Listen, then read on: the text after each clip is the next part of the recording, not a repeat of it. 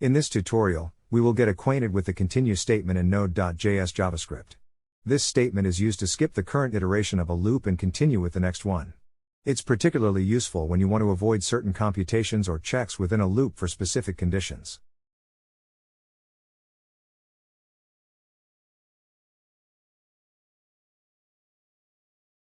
The above code simply prints the number of each iteration from 1 to 10.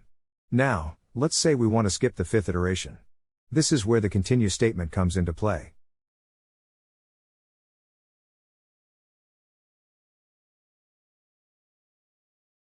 In this modified code, we added a check inside the loop.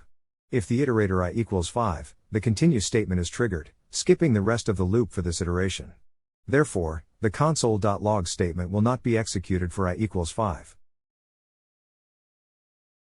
As you can see from the output, the 5th iteration was skipped, and the loop continued with the 6th iteration.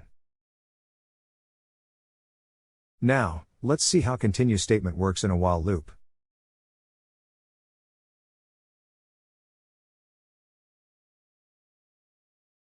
Similar to the for loop, the continue statement in a while loop also skips the current iteration and continues with the next one.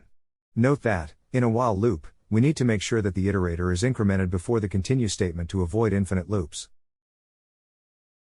As expected, the 5th iteration was skipped in the while loop as well. So, this is how you can use the continue statement in Node.js JavaScript to control the flow of your loops. Keep practicing and stay tuned for more coding tutorials. Happy coding!